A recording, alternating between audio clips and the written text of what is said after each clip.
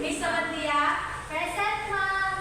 Okay. So ngayon, bago tayo lumapag sa bagong talakayin, ay magbalik-aral muna tayo. So sino nakaalala dito sa namaraang talakayan natin? Labado daw. Okay, Mr. Labado, pwede ka ba magbahagi sa yung natutunan ng namaraang talakayan natin? So, ang tilalaki natin ng mga araw ng discussion ay tungkol sa curriculum foundation. Kung saan ay sinabi ng BS sa siya individual president ng Pilipino. Okay, Mr. Maratas, pwede ka ba magbahagi? So, mahalagang papel ang ginampanan ng curriculum evaluation sapagkat dito nasusukat ang mga pagtutulak. Ang mga pagtutulak na-implement ng curriculum. Sa pamamagitan ng pagsusuri ng iba ng curriculum, mas magiging mapaayos at mapaganda, mas mapa-effective yung evaluation sa curriculum. There are two different types of curriculum evaluation. First, the diagnostic test. It was taken before the teacher was implemented the lecture. And the followed was the formative evaluation, which is during the learning process. There is an exchange of information, feedback to the teacher and the students. And last, we have the summative, which is to be implemented in the active discussion of the teacher. So there are different types of evaluation that can help the students improve their knowledge. Maraming salamat, Mr. Maratas. So ngayon, kapag pumapasok tayo sa loob ng silid-aralan, sino ang una natin hinahanap o sino unang na-atensyonan natin? Student. Puro, ma'am. Student, man, student. Crush, may sumagot na crush, may sumagot na guro, may sumagot na students. So ngayon, ang tatalakayin natin, ano sa palagay nyo ang paksa ng ating talakayan ngayong araw? Ang papel ng mga guro sa implementasyon na Curriculum. So ngayon, malalaman natin o tatalakayin natin kung ano nga ba ang mga papel ng mga guro sa implementasyon ng curriculum at kung gaano kahalaga ang kanilang papel para sa atin, para sa inyong mga mag-aaral.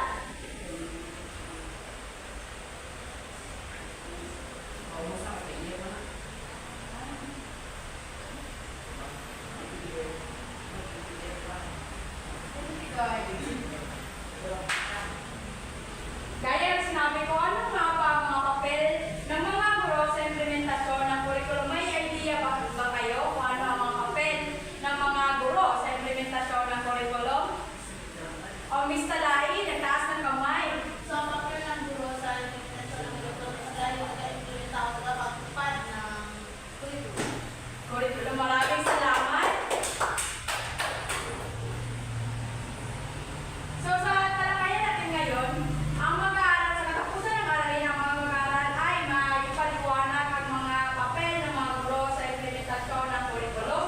Ito ang unang-unang layunin. Pangalawa ay may pahayag ang kanilang personal na pagpapahalaga sa papel ng mga guro bilang tagapag-unlad ng curriculum. Pangatlong layunin, makabuo ng mga konkreto at praktikal na solusyon sa mga suliranin na kinaharap ng mga guro sa implementasyon ng curriculum.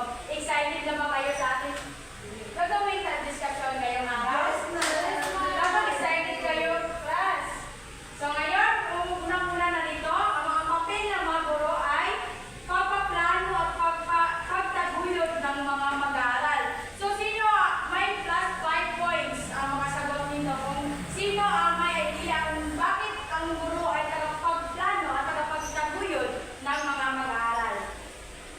Okay, Mr. Maratas, napakabuti mo talaga.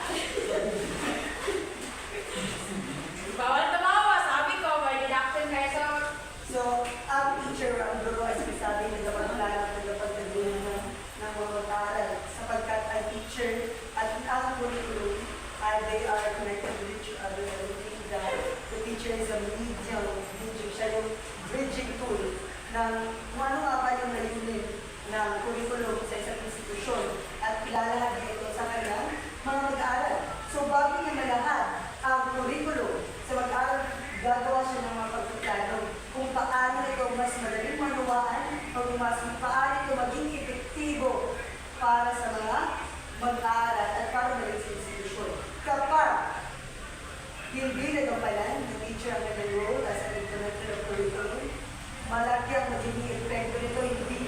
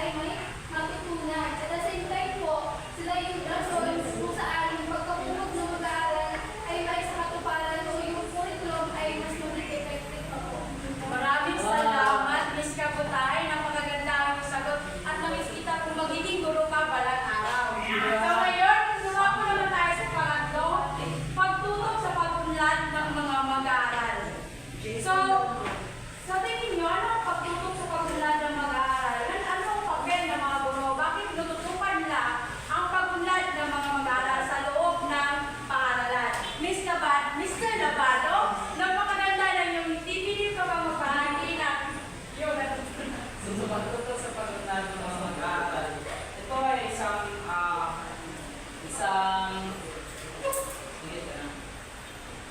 Isang layunin or kanang goal ng isang teacher na kanang bantayan ang pagunlad ng kanyang mga mag-aaral. Nasusukat niya ito sa pamamagitan ng mga diagnostic test or needs assessment na isinasagawa niya sa kanyang klase. Nagdag pa yun ba yan? Yun lang po. Maraming salamat, Mr. Labado. So, ang papel ng guro ay paunahin na dito ang pagtusok sa mga kaaral ng kanilang pagunlad ng progress inside the school. So, kapag nakikita ng guro na may progress na ang isang estudyante, ay isa yung reward sa kanya bilang tagapagturo o tagapagdahad ng kaalaman. So, pang-apat, pagsagawa ng pagsusuri at pagtataya. So, gaano ito kahalaga ang pagsagawa ng pagsusuri at pagtataya bilang mga papel ng mga guro. Okay, uunahin muna natin si Mr. Maratas at bago si Mr. Labado. Ano yung kapag ka na? Mahalaga ang pagkagawa ng pagsusulit ng kataya ng isang guro sapagkat dito niya masusukat kung masusukat ang kaalaman at kung epektibo ba ang kanyang tinuturo sa mga students. So, sa pagsasagawa ng mga pagsusulit, meron din kami diagnostic test na kung saan malaman ng teacher kung ano yung kahinaan or kalagasan ng kanyang mag-aaral na kung saan doon siya mag-focus para mapaunlad ang kaalaman ng isang mag-aaral. Maraming uri ng pagtataya pero sa tingin ko ay bahagi yung Mr. Ginoong Galato or Mr. Dagdag sa sinabi ni Mr. Rich Malatas, hindi lamang nakikita rito ang pagunlad ng mga mag-aaral. Nakikita rin ito kung ano ang dapat pang improve ng isang teacher para maging mas epektibo pa ang kanyang pagtuturo sa klase at makasagot na yung mag-aaral sa pagsusunod at pagtataya na sinasagawa niya. Kaya dagdag pa yan mga meron yung tinatawag na item analysis na kung saan nasusukat kung saan pagpilagpitan o hindi talaga naunawaan ng mga estudyante na binabalik-balikan o ginagawa lang talaga yung item analysis para mas mapabuti pa ng guro ang kanyang pagpaplano sa pagpapatupad ng curriculum. Saka mas makakaisip din yung mga estudyante, makakaisip din yung mga teacher ng mga bagong strategiya kung paano niya may tuturo ang kanyang kaya sa pagtuturo. Napakatalino talaga ng aking mga estudyante at dahil dyan meron din ako mga ako. So ano, sa tingin nyo, kabilang ba sa papel ng mga guro sa implementasyon ng curriculum ang pakikipag-ugnayan sa mga komunidad o sa mga stakeholders? O Mr. Labado? O Mr. Malatas? Yes, sapagkat sa isang curriculum hindi lang as stakeholders and teacher, but including the community, the parents, the students also. So malaki ang gampanin ng komunidad na dapat connected yung mga teacher sa komunidad. Sapagkat nasusuportahan ito ang programa ng edukasyon, lalo na kapag sinusuportahan ito ng mga kastuhan ng gobyerno na kung saan sila yung mag-budget sa curriculum. May nagagdag ka ba? Gusto po tayo mayroon kang nais dagdag. Yes po, kasi po, sa community po, ay dapat isa lang alam yung mga resources na kung saan ito yung nasa gobyerno or sa mga barangay na sa komunidad na kung saan ay may malaking gampanin sa pag-implement ng curriculum sa edukasyon. O Mr. Labado? So, ano kayo tatanungin? Ang katanungan ko ay, kabilang ba sa papel ng mga guro sa implementasyon ng curriculum ang pagkikipag-ugnayan sa komunidad? Yes.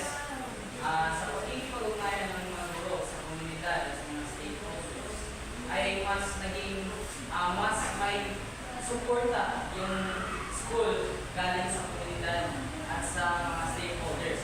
At saka na ang mabuting dulot nito ay para rin naman sa mga estudyante kung saan ay yung mga knowledge at mga skills na na-acquire ng mga estudyante sa school sa tulong ng mga stakeholders at community ay magagamit na ito sa pakikipag-ugnayan at sa komunidad. Maraming salamat, Mr. Labado, Mr. Manatas, at Ms. Kabutay. So, speaking of resources, na talakay ni Ms. Kabutay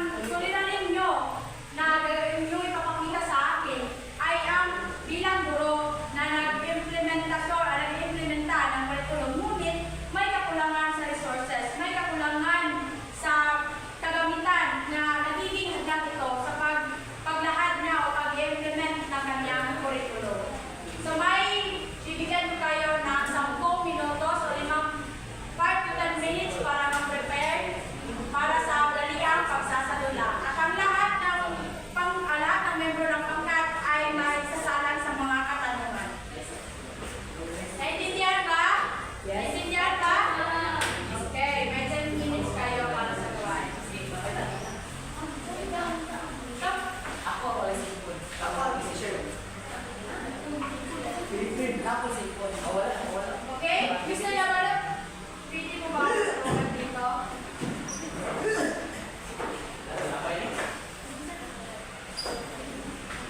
Sino ba?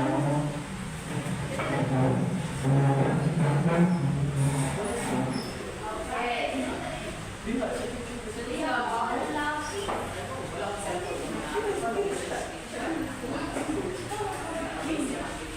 Bago tayo magsimula, may isang representante na magbigay ng overview sa inyong gagawin.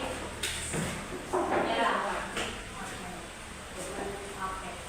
Okay, good morning, guys. Good morning, teacher. Today we're going to discuss on the different technologies that we are in. So the 21st century sa pag-usbog ng mga teknolohiya, marami ang magiging epekto nito, hindi lang sa larangan ng business, sa larangan ng trabaho, kundi rin sa larangan ng edukasyon. So malaki ang gampanin ng technology in terms of education, sapagkat napapa-advance nito ang kaalaman, kaso na yan.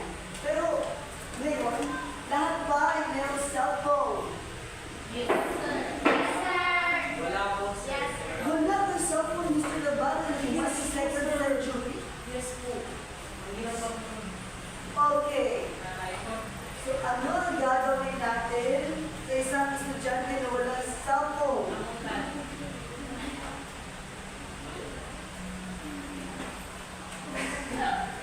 So walang cellphone.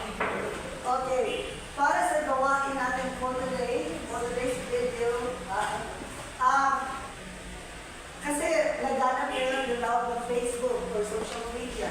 Mag-post kayo ng isang advocacy. Gamit ang iyong cellphone, advocacy patungkol sa tamang paggamit ng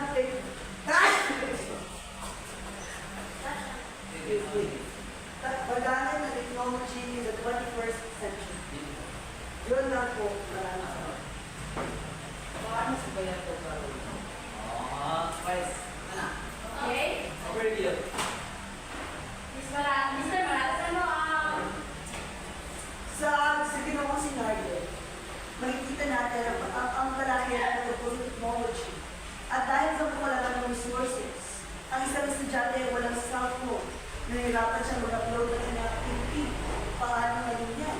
So dapat ang guro ay mahanap ng tulong sa pamahalaan sa gobyerno gamit ang ganyan para sa kaunlad ng kanan. Kaya yun ay matatawag natin kakulangan sa resources. Okay, mahusay. So may ilalasa ang lahat ng pangkat o lahat ng membro na pumunta sa harapan at isasala kayo sa mga katanungan. So,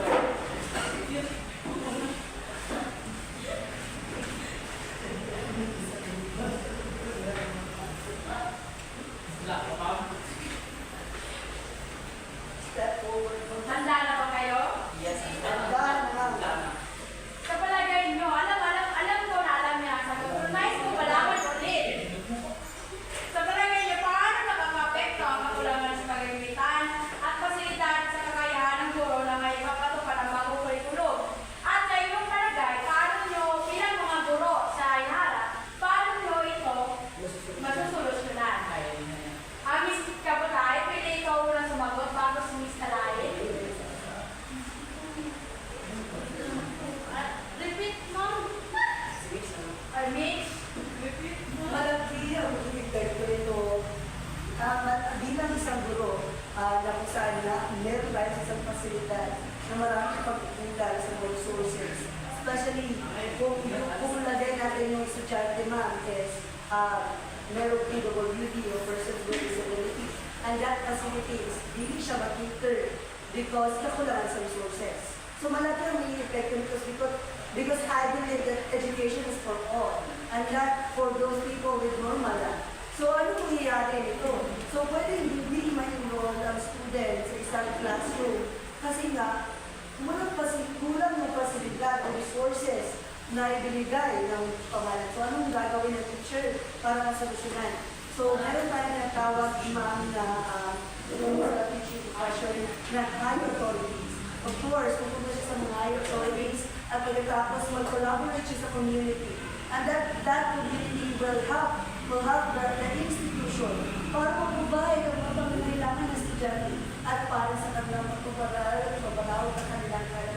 at hindi ito maghinaglan sa kanilang pagtuto at pagtatapos ng mga pangarap sa buhay.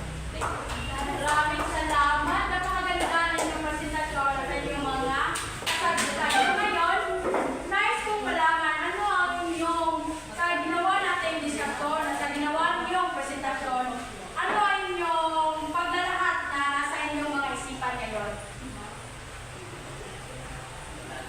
Paglalahat. Mr. Managas?